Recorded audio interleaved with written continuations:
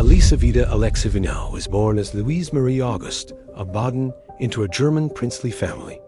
At the age of 14, she was brought to Russia to marry the future Emperor Alexander I. She converted to Orthodoxy and was given her new name, stepping into the glittering but treacherous world of the Russian imperial court. Empress Elisaveta Alexeievna led a secluded and sorrowful life at court. Her marriage to Alexander I was marked by distance, infidelities, and the death of their daughters. She found solace in letters, philosophy, and rare sincere attachments. After her husband's death, she accompanied his body to Taganrog and died shortly after. I realized too late that happiness wears no crown. She confessed shortly before her death. Her life remains a symbol of sacrifice for the dynasty. Henry II of France was born into the powerful Valois dynasty as the second son of King Francis I. He was educated in a royal court marked by warfare and Renaissance refinement.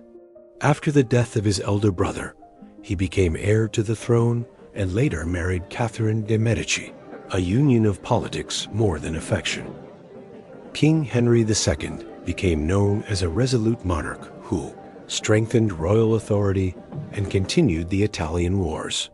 Under his rule, persecution of the Huguenots intensified, as did the influence of his mistress Diane de Poitiers. His passion for tournaments ended in tragedy when he was fatally wounded in a joust. "Neither star nor helm can shield from fate," they said at court after his death. His fall foreshadowed the coming crisis that would engulf France.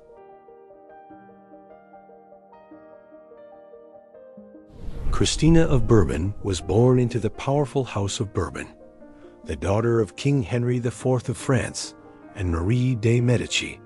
She was married to Victor Amadeus, Duke of Savoy, and moved to Turin, where she became Duchess Consort. After her husband's death, Christina became regent for her young son and engaged in a fierce conflict with Savoyard relatives backed by Spain. Her opponents were called Princes of the Blood, but she proved that blood alone doesn't rule. Clever, determined, and charismatic, she strengthened France's position in Piedmont and ruled as a sovereign widow. "I wear no crown, yet I govern as if it were mine," she said. Her court in Turin became a center for artists, philosophers, and statesmen.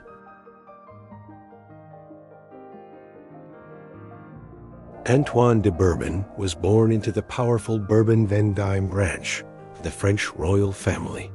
He was raised amid the intrigues of the Valois court and inherited claims that would later place his son on the throne of France.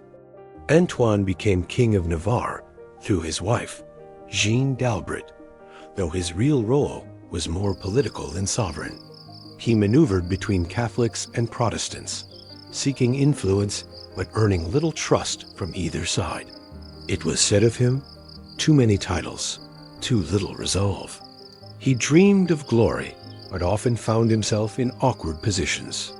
He died from wounds during the siege of Rouen, leaving his son Henry to pursue a far greater destiny.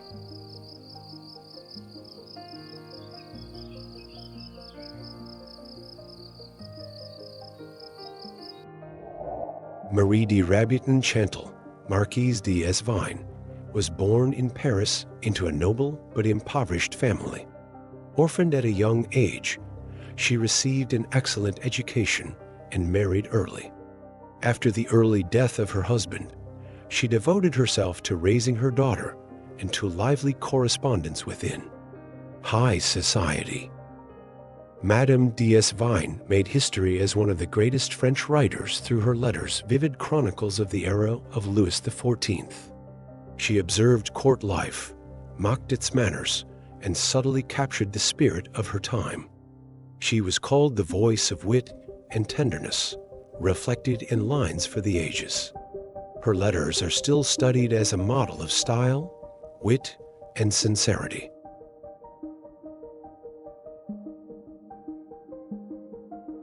Ferdinando I de' Medici was born into the powerful Medici family. He began his career in the church and became a cardinal at a young age. However, after his brother Francesco's death, he renounced his ecclesiastical path to rule Tuscany as Grand Duke, ushering in a new political and economic chapter for the region. As Grand Duke, Ferdinando reformed administration, promoted trade, and established the port of Livorno as a free zone and refuge for exiles. He welcomed Jews, Protestants, and Muslims to Tuscany, promising freedom of worship, a rare act for his time. His peaceful, open policies enhanced Medici prestige across Europe. "Let merchants build bridges where armies raise walls," he said. Ferdinando became a model of a humanist ruler and wise administrator. Ernestine Yoland, Princess von Line, was born into the illustrious House of Line, one of the oldest noble families of the Low Countries. Raised amid courtly protocol and military glory, she was destined for political marriage and cultural diplomacy from a young age. Marrying the Duke of Arenberg, she strengthened ties among powerful noble houses of the Holy Roman Empire. At court, she was admired for her noble tact and quiet influence over men's decisions. She supported artists and corresponded with spiritual thinkers. In one letter, she wrote, "I am a woman, but not a man's shadow. I am a word whispered at the right moment." Often portrayed as a modest noblewoman, her composed restraint could subtly shift alliances and court intrigues. Billow de Mendoza was born into a noble Castilian family. From a young age, he received an excellent education and began a military career. He took part in important campaigns of the Spanish Empire, demonstrating strategic talent. His diplomatic skills paved the way to high government positions. As Viceroy of Peru, Diego Carrillo de Mendoza sought to strengthen the crown's authority and develop the colony's economy. He reformed taxation and supported infrastructure development. His rule combined firmness with care for his subjects. He was called the builder of order at the edge of the world. After returning to Spain, he continued serving the king, participating in negotiations and internal administration. His wise decisions and diplomatic tact left a notable mark on the empire's history. Ursula Katharina Lubomirska was born into the influential Polish noble family of the Lubomirski. Raised in luxury and political awareness, she received an education rare for women of her era and quickly became known for her wit and beauty. She became known as the mistress of Augustus, the strong king of Poland and Elector of Saxony. Their affair sparked many rumors, but Ursula Katarzina was far more than a royal favorite. She exerted political influence at court, supported the arts, engaged in secret diplomacy, and after their separation, built one of the most refined residences in Warsaw. "I do not play a role, I create one," she said. Her legacy is a symbol of feminine independence in an age of courtly intrigue.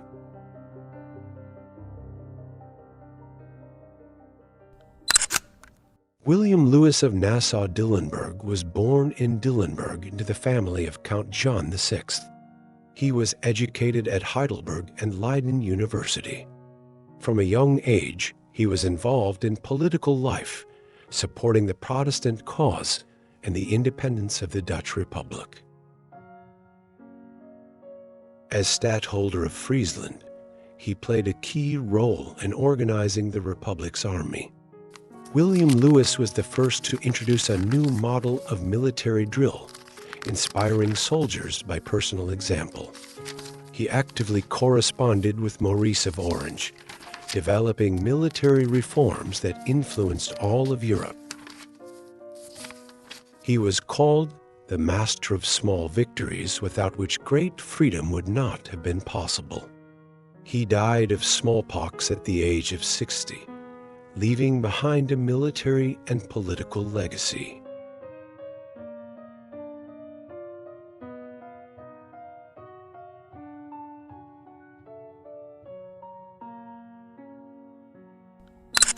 Joanna of Austria was born in Madrid to Emperor Charles V and his mistress Barbara Blomberg. Though an illegitimate daughter, She was recognized as part of the Habsburg dynasty from an early age. At court, she received an outstanding education, preparing for an important mission in European politics. Joanna of Austria served as regent of Spain during the minority of her brother, Philip II, and proved to be a wise and determined ruler. She supported the Catholic Church, cared for internal stability, and helped strengthen royal authority. She was called the beacon of honor and virtue in difficult times. She spent her final years in a convent, continuing to influence politics through extensive correspondence and spiritual guidance.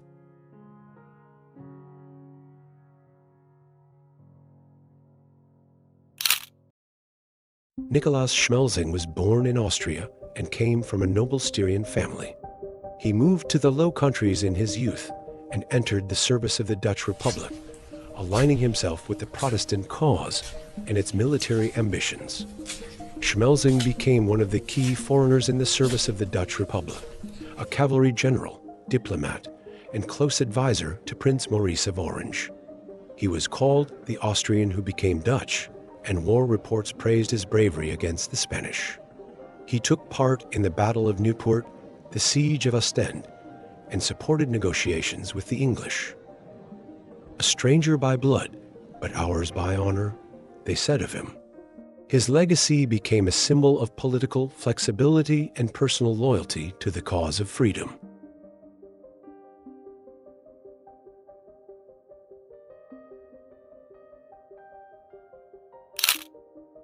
Elizabeth Craven was born into British aristocracy as the daughter of the Earl of Berkeley.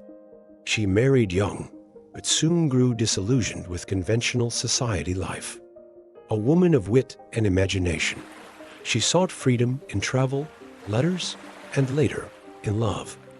Scandalous, independent, and oddly touching, Elizabeth left her husband and children to live as she wished. She traveled across Europe, wrote plays, memoirs, and witty letters. Her pen, bold yet refined, drew both admiration and scandal. "The world forgives everything in a man, but only silence in a woman," she wrote. Later in life, she married the Margrave of Ansbach, gaining a title, but never losing her freedom. Her life story is a challenge to her era and a tribute to personal choice.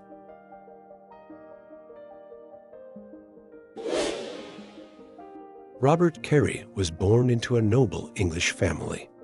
The youngest son of Henry Kerry, 1st Baron Hunsdon, he was connected to Queen Elizabeth I through his grandmother, Mary Boleyn.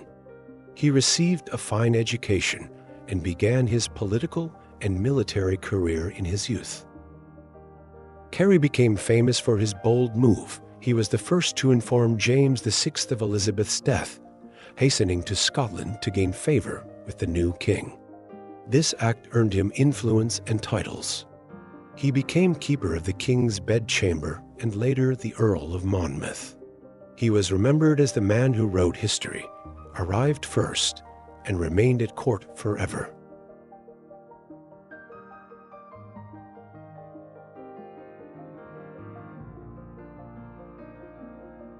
Isabella Brandt was born into a respected humanist family in Antwerp, daughter of city secretary Jan Brandt. Raised in a cultured environment, she was fluent in several languages and known for her grace and intellect. Her marriage to painter Peter Paul Rubens brought her into the heart of Flemish artistic life. Isabella inspired Rubens as a wife, muse, and companion.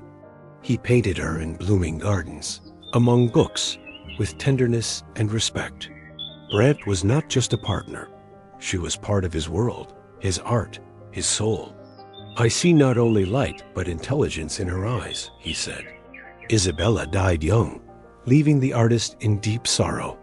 His letters preserved the love that time could not erase.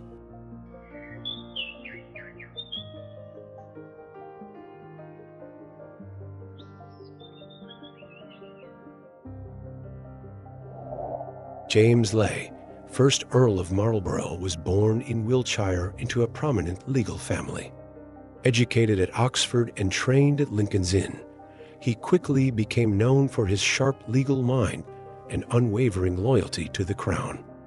He served as Lord Chief Justice of Ireland, where he proved to be a firm reformer and strict administrator. Later, he was appointed Lord High Treasurer of England, a role requiring financial discipline and political subtlety. His elevation to an earl was a reward for unwavering loyalty during turbulent times.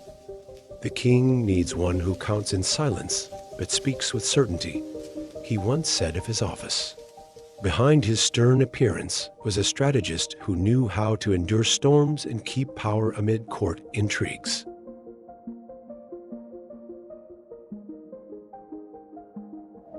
Sophia Brahe was born into Danish nobility and grew up alongside her famous brother, astronomer Tycho Brahe.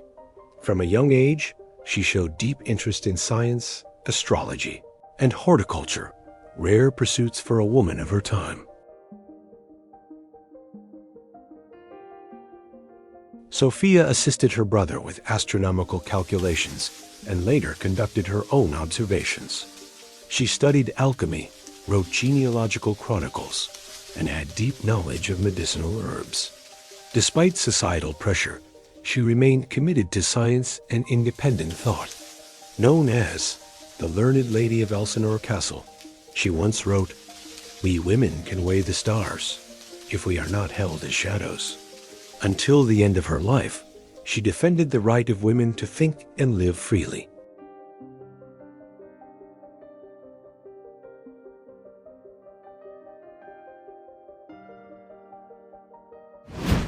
Nicolo Judici was born in Naples into a noble family of legal scholars. Educated in both civil and canon law, he quickly rose through the ranks of the Neapolitan administration. His intellect and loyalty earned him key roles in the Spanish and later Austrian governance of southern Italy. In times of turmoil, Nicolo Judici became an irreplaceable mediator between the local aristocracy and foreign rulers. He managed finances, forged diplomatic alliances, suppressed uprisings, and helped shape Naples as a symbol of order and justice.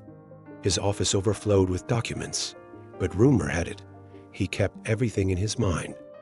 "Silence is not always agreement. Sometimes it's just strategy," he said. His influence endured long after his death, through protests, reforms, and a legacy of stability. Sultan Agakanum was one of the most influential women in Safavid Persia. Probably of Armenian or Georgian origin, she became the chief consort of Shah Abbas II. At court, Sultan Agakanum was respected and held considerable power. After Shah Abbas II's death, she retained her influence at court and became a patron of Shiite shrines. Her charitable work extended to schools, mosques, and shelters. Sultan Agakanum's name appears in historical chronicles as a symbol of devotion and strength. She was called the mother of the empire, whose wisdom did not fade after the harem curtain fell.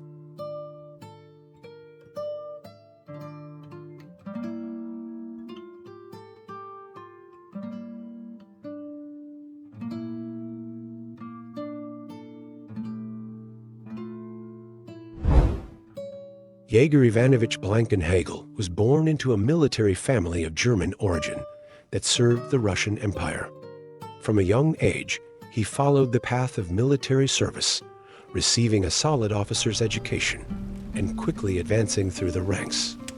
He stood out in the Russo-Turkish War with strategic skill and engineering acumen. Beyond military service, he became a pioneer of Russian industry, founding the empire's first sugar factory in Belgorod province. However, peasants fearing change burned it down. Yet he believed progress was a matter of state duty. "A general's honor is measured not by epaulets, but by the fatigue of duty," he wrote. Stern but fair, he left a mark in both the army and the history of Russian industry.